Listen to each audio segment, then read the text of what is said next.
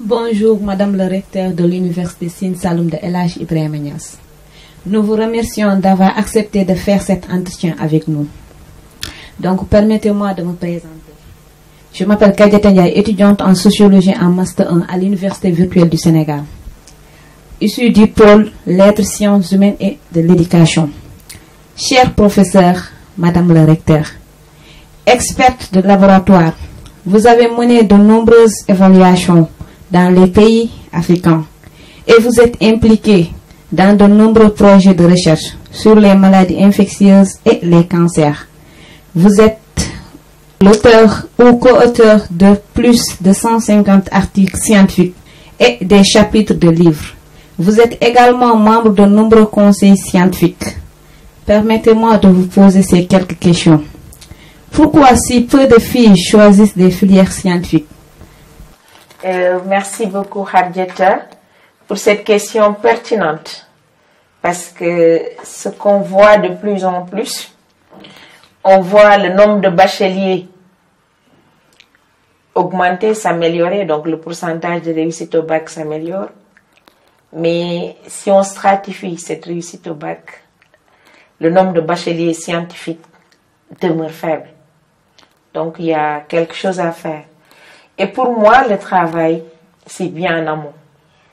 Et depuis la maternelle, hein, ce que je disais par rapport aux jouets et tout ça là, il faut dès le bas âge inciter les filles vers des jouets constructifs et puis aider les filles à rester dans des filières scientifiques. Et peut-être aussi, il faut retravailler davantage avec le ministère de l'Éducation nationale parce que il y a des étudiants qui ont le bac littéraire, surtout le bac L2. Ces étudiants, si on les met dans certaines filières scientifiques, ils arrivent à réussir. Donc peut-être il faut revoir les orientations avec le ministère de l'Éducation nationale dès la classe de 4e vers la classe de 3e. Donc c'est un travail qu'il faudra faire en amont. Il ne faut pas attendre que les étudiants aient le bac pour pouvoir faire ce travail. Il faut que très tôt qu'on puisse travailler dans ça. Peut-être qu'il faudrait mettre en place une commission qui pourra vraiment aider les jeunes filles pour l'utilisation des filières scientifiques. Parce que si on attend après, ça va être très difficile.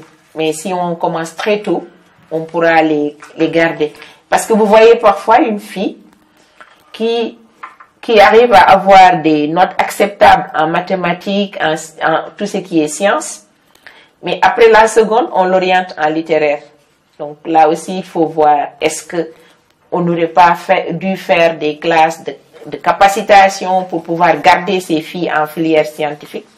Parce que on voit que ceux qui arrivent à avoir le bac L2, si on les renforce un peu en sciences, ils peuvent suivre dans des filières scientifiques. Donc, ils ont un fonds scientifique. Elles ont du moins un fonds scientifique. Il faut juste les accompagner. Donc, ce travail devra être fait entre le ministère de l'Enseignement supérieur et le ministère de l'Éducation nationale pour voir comment on peut maintenir les filles dans les filières scientifiques. Et même les garçons, hein, parce que le taux baisse aussi bien chez les garçons que chez les filles.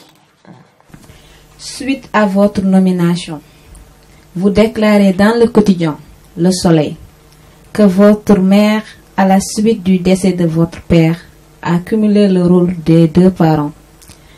Qu'en tant qu'aîné, vous avez bénéficié du soutien de votre famille et vous pensez que cela vous a aidé à toujours relever les défis. Vous êtes marié et mère de 3 enfants. Votre époux est aussi dans l'enseignement supérieur et vous dites qu'il vous a beaucoup soutenu et que vous pensez qu'il a joué un grand rôle dans votre position actuelle. Donc, ma première question est, comment alliez-vous votre vie familiale et intellectuelle? Merci beaucoup pour cette question.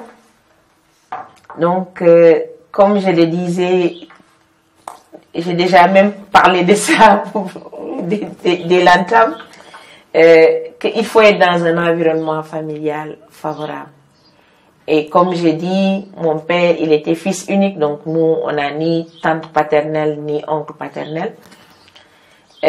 Au décès de papa, maman a joué réellement ces deux rôles. Elle nous a épaulés, elle nous a accompagnés et nous prions pour qu'elle puisse encore nous accompagner pendant très très longtemps. Et elle a su inculquer en nous une cohésion familiale. Et cette cohésion familiale, elle est capitale. Parce que s'il n'y a pas de cohésion familiale, il peut y avoir des heurts par-ci et par-là. Et là, avoir un bloc au sein de la famille devient très difficile. Alors que s'il y a la cohésion familiale, vous pouvez ensemble réussir beaucoup de choses. Et heureusement, au sein de ma famille, c'est ce qui s'est passé. On est vraiment très, très, très soudés. Ouais. Moi, je crois que j'ai deux filles de mes frères qui portent mon nom. Il y a un fils de mon frère qui porte le nom de mon mari. Ça veut dire qu'on est vraiment, vraiment soudés au sein de la famille. Et là, on remercie les parents qui ont su inculquer cela en nous. Quand je soutenais ma thèse d'exercice pour être pharmacien, j'étais à 7 mois de grossesse. Donc, pour vous dire que on m'a tout le temps entourée. Certains disaient, il faut attendre d'accoucher pour soutenir. Ils ont dit, non, mais elle peut soutenir. Donc, quand je soutenais ma thèse de deuxième cycle, donc ma thèse d'exercice pour être pharmacien, j'étais enceinte de ma fille qui a fait pédiatrie par la suite.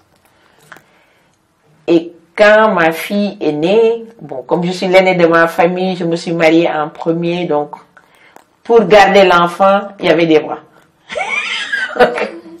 Donc là aussi, c'est quelque chose qui est favorable. J'ai une sœur, l'une des jumelles, Adama. À chaque fois, je dis que moi, je fais que porter. Et après accouchement, c'est elle qui prend la relève. C'est elle qui éduque les enfants. Quand je partais, parce que j'ai fait ma thèse en sandwich, je vous ai dit, avec l'université de Montpellier. Donc, j'étais tantôt à Dakar, tantôt à Montpellier. C'était très difficile. J'ai laissé les enfants ici, mais à chaque fois que je partais, je me rappelle, quand ma fille est née, j'étais dans le projet de recherche sur le vaccin. Je devais aller faire une formation à Atlanta. Ma fille avait 5 mois ou 6 mois. Je suis partie à Atlanta avec un tire-lait. Parce que je ne voulais pas la sevrer.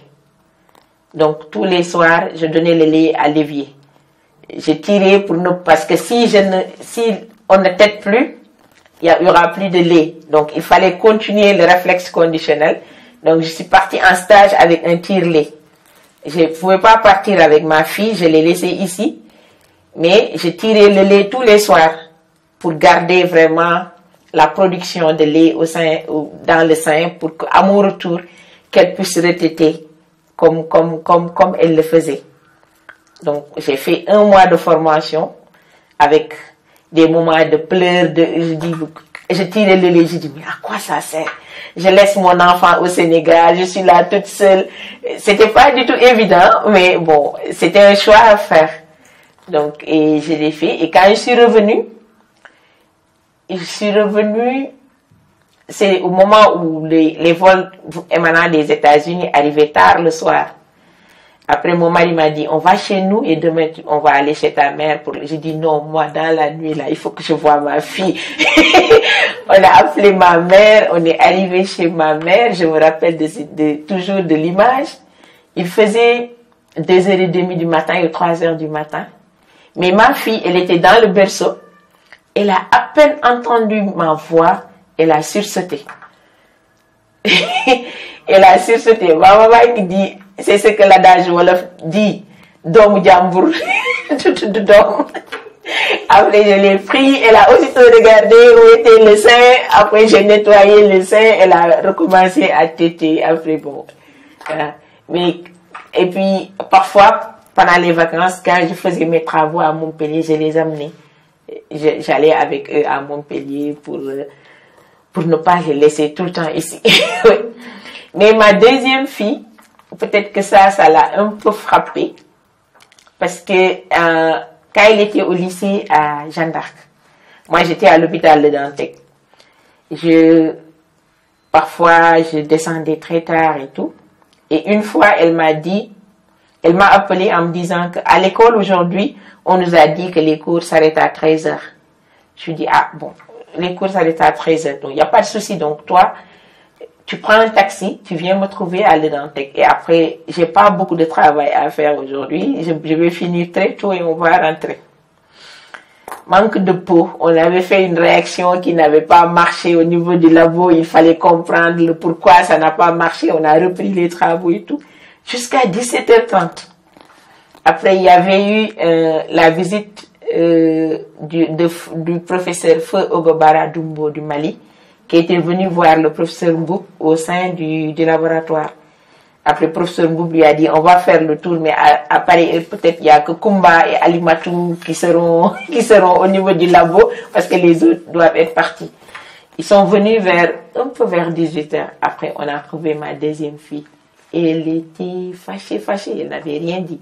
Elle était là dans le bureau, et quand le professeur est venu avec le professeur Ogobara Dumbo, on a fait les présentations et tout. Il dit, ah, toi tu es là, tu attends maman. Elle a dit oui, timidement. Après, le professeur Ogobara Dumbo, paix à son âme, qui lui dit, ah, c'est parce qu'elle veut être comme maman, elle veut être un grand chercheur au sein du continent africain. Elle l'a écouté, elle a dit, jamais de la vie. Elle était tellement fâchée. Elle dit, ah, pourquoi jamais de la vie? Elle dit, une maman qui vous dit de venir à 13h jusqu'à 18h, elle n'a pas encore terminé. Après, je dis, ah, ça c'est un message. Donc là, il faut vraiment que je regarde comment doser encore, parce que ça... Donc, pour vous dire que parfois aussi, on est tellement passionné par ce que l'on fait, peut-être on fait du tort à sa famille sans pour autant s'en rendre compte.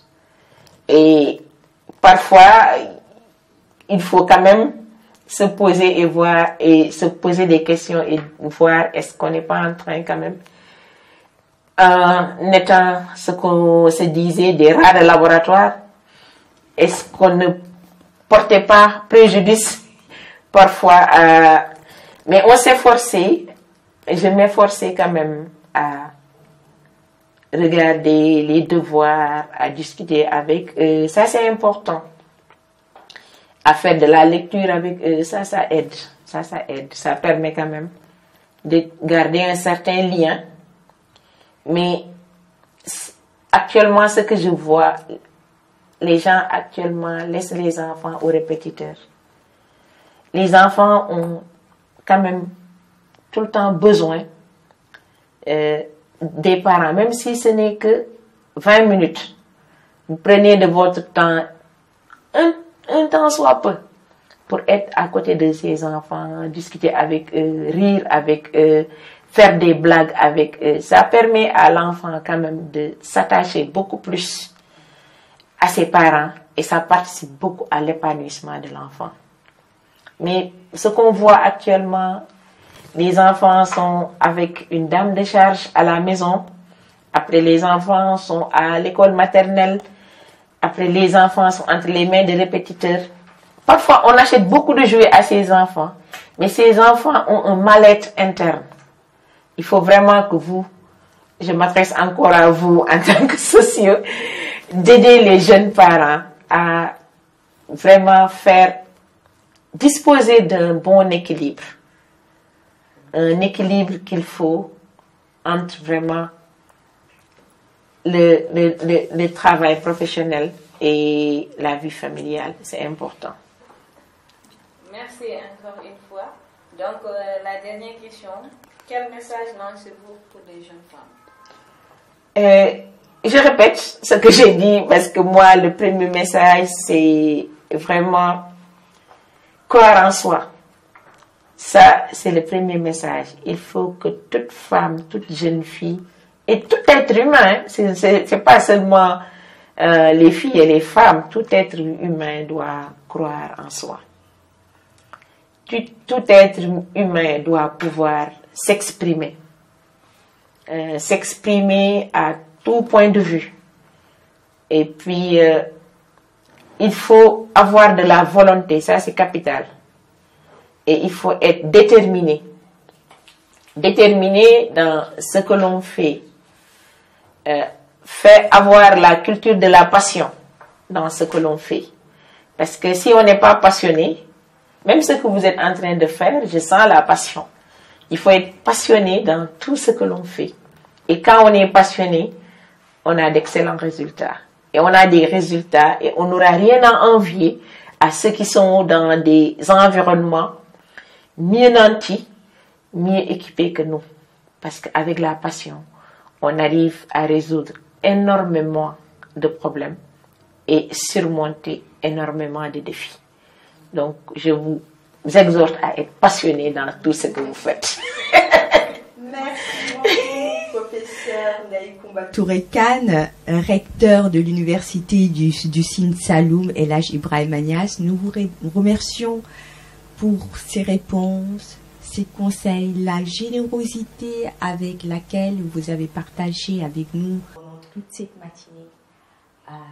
Nous vous avons posé des questions, mais peut-être que vous avez envie de dire des choses auxquelles on n'a pas pensé.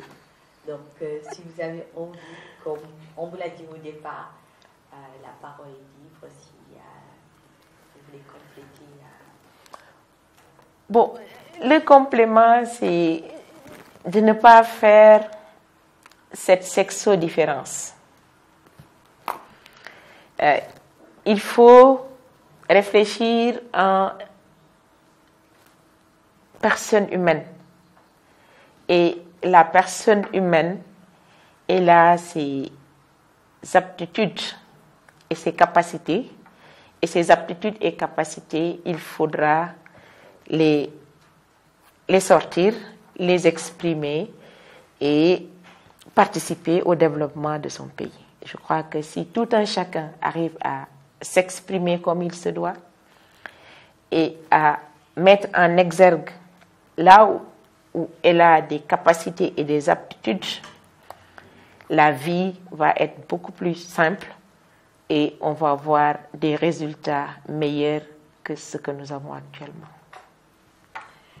Merci beaucoup, cher professeur, pour ce bel entretien, mais vraiment très très riche. On a découvert un monde scientifique qui n'est pas très proche de nous, avec une manière d'expliquer assez abordable, qui fait qu'on comprend des choses qu'on n'arrivait même pas à prononcer au départ. Donc, merci beaucoup. Et puis, avec tout ce que l'on attend de vous par rapport à la pandémie ou autre, on vous souhaite une bonne chance. Merci beaucoup. Et, on compte beaucoup sur vous. Et vraiment, merci pour ces grands moments de générosité, de mentorat et de partage avec nous et avec toute la communauté universitaire. Merci, professeur Ndaïkoumba Touré Kane. Merci. Peut-être ce que je n'ai pas dit, c'est comme j'ai commencé à l'ESP et actuellement vous m'avez vu à la faculté de médecine. Comment ça s'est passé? Oui. Allez-y. Donc, moi, comme je vous ai expliqué par rapport à mon poste, j'ai eu le poste à l'ESP et je dois beaucoup à cette institution parce que j'ai fait presque toute ma carrière jusqu'à professeur titulaire au sein de cette institution. Mais comme mon cœur de métier était à la faculté de médecine, avec le recteur Tchoub, que je remercie au passage, j'ai demandé un détachement pour aller rejoindre ma faculté d'origine. Et le professeur Tchoub a été sensible à cette demande et a créé le poste qui m'a permis d'aller rejoindre la faculté de médecine. Et ça s'est fait en 2017 ou 2018, je crois. Ouais. En 2018, donc, j'ai regagné la faculté de médecine en janvier 2018. Et en 2016, ça aussi, je ne vous ai pas dit, le professeur Eva Marie Kolsek, qui était le ministre de la Santé, m'avait demandé de mettre en place le laboratoire de bactériologie-virologie au sein de l'hôpital d'Al Aljam, qui est à Guédiawaye. qui était un nouvel hôpital qui n'avait pas encore démarré. Et c'est ainsi que depuis 2016, j'ai été au sein de cet hôpital d'Al Jam et j'ai installé le laboratoire de bactériologie et virologie. Et au sein de cet hôpital, en 2016, quand on voulait commencer les consultations externes, parce que c'est comme Hussein, hein, quand on est parti à Dal Jam, il n'y avait rien, il n'y a que les locaux. Bon, la différence, c'est qu'à Hussein, il n'y a même pas de locaux, mais à Dal Jam, il n'y avait que des locaux vides. Il n'y avait absolument rien comme équipement. Donc, on est allé là-bas, un groupe, et comme toujours, on a cru en nous. On a essayé de développer, et vous entendez tout le temps parler de cet hôpital. Cet hôpital est l'un des meilleurs hôpitaux de la place. On a mis en place un système d'accueil. L'accueil est performant, avec des GFA partout. Donc la file active, elle est vraiment gérée au sein de cet hôpital. Et quand Covid est venu, cet hôpital est devenu, après Fann, le deuxième hôpital pour la gestion de Covid. Et même en termes de lits, ça dépasse Fann. Donc ça veut dire que cet hôpital est devenu vraiment un hôpital parmi les meilleurs de la place. Et le président a même décidé de l'ériger en hôpital de niveau 4. Et en 2016, quand on commençait les consultations, le directeur de l'hôpital disait que pour la biologie, est-ce qu'on ne va pas aller sous-traiter avec d'autres hôpitaux qui ont les moyens, parce que nous, on n'a rien. Et je lui ai dit, monsieur le directeur, en tout cas moi, je vous demande 72 heures pour amener les équipements au sein de cet hôpital pour qu'on puisse démarrer le BABA de la biologie. Il m'a dit, vous pouvez le faire. J'ai dit oui, donnez-moi 72 heures. Il m'a dit, vous avez 72 heures. Et en 72 heures, j'ai tapé à toutes les portes des distributeurs de la place pour avoir un distributeur qui avait la même vision que moi, pour qu'on installe les équipements. On n'avait rien pour payer, on n'a rien. Mais il nous donne les équipements et au fur et à mesure qu'on récupère les coûts des analyses des patients, on le paye. Il a opté pour partir avec nous dans cette mission et c'est comme ça qu'on a démarré. Donc on n'a jamais sous-traité, on a démarré les analyses avec cela. Et ça continue toujours ce système. Merci, professeur. Heureusement que vous avez éclairé cette partie-là de votre parcours, ce qui nous éclaire encore davantage sur votre nomination actuelle. Oui. Donc, vous êtes une femme des filles qui sait relever les grands défis, 72 heures. Oui. Vous vous êtes même lancé un challenge. Vous avez dit tout à l'heure qu'être recteur est un challenge pour vous. Oui. Donc là, vous vous êtes posé vous-même 72 heures, vous auriez pu demander démission. Oui. Mais 72 heures, quand même, vous avez réussi à le faire. Donc, on espère beaucoup pour l'université du Sine Saloum et on vous y souhaite une belle réussite. Merci beaucoup. Vous avez déjà commencé de grands chantiers avec la restructuration et en fait GFR. On vous souhaite de belles réussites. Merci beaucoup, merci. Pour notre jeunesse et pour tout le monde. Merci. La femme, elle est née leader. Hein? Il faut, l'instinct de leadership est en nous. Il faut juste faire ressortir cela. La femme, elle est leader. Même dans la famille, hein, on laisse, dans la famille sénégalaise de façon globale, on laisse le mot au père, qui est le père de famille. Mais, comme disent les anglo-saxons, by the end of the day, qui décide?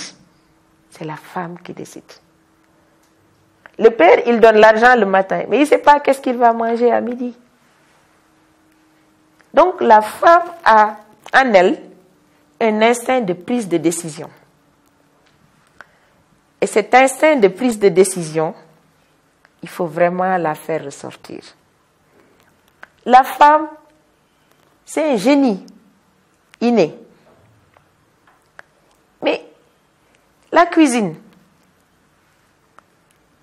c'est de l'invention et c'est de l'innovation. Tous les jours, quand vous êtes deux filles à la maison, quand la maman dit aujourd'hui c'est toi qui prépares, demain c'est l'autre qui prépare, mais chacune d'entre vous va essayer de voir qu'est-ce qu'elle peut apporter, une valeur ajoutée dans ce qu'elle va faire pour que les gens adorent ce qu'elle va présenter et ce qu'elle va servir. Et ça, c'est de l'ingéniosité chez la femme. Il faut vraiment que toutes les constructions sociétales qui nous barrent la route, qu'on essaie de les surmonter, ou bien de prendre ce qui nous barre la route, on le met de côté pour avancer. Oui. La mode, les tresses, tout ça, c'est de l'ingéniosité. Tous les jours, on voit de belles tresses, on voit des modes, et c'est qui les crée? Ce sont des femmes.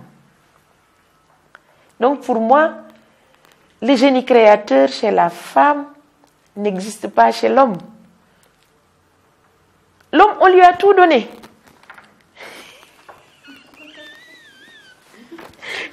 Alors que nous avons tout créé. Donc ça, il faut que vous ayez ça en tête. On est supérieur, mais de façon, dans la bonne marche des choses, dans la société, on leur cède la place. Mais eux-mêmes, au fond d'eux-mêmes, ils savent que ils ne sont rien. On leur a juste donné un petit pouvoir d'être devant. Mais tout ce... Pourquoi on vous dit que derrière chaque grand homme, il y a une grande dame? Ce que l'adage dit. C'est parce que l'homme a la conseillère à la maison qui lui dicte des choses à faire.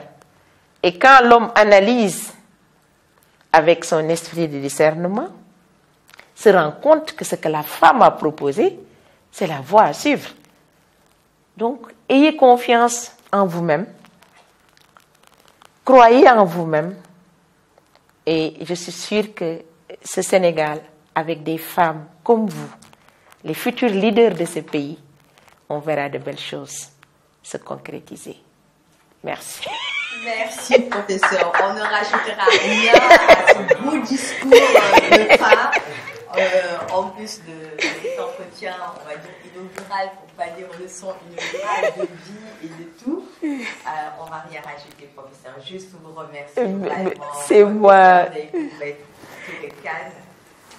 Madame le recteur de l'Université du Sine Saloum, Elhadji Ibrahima Niasse. Encore merci beaucoup.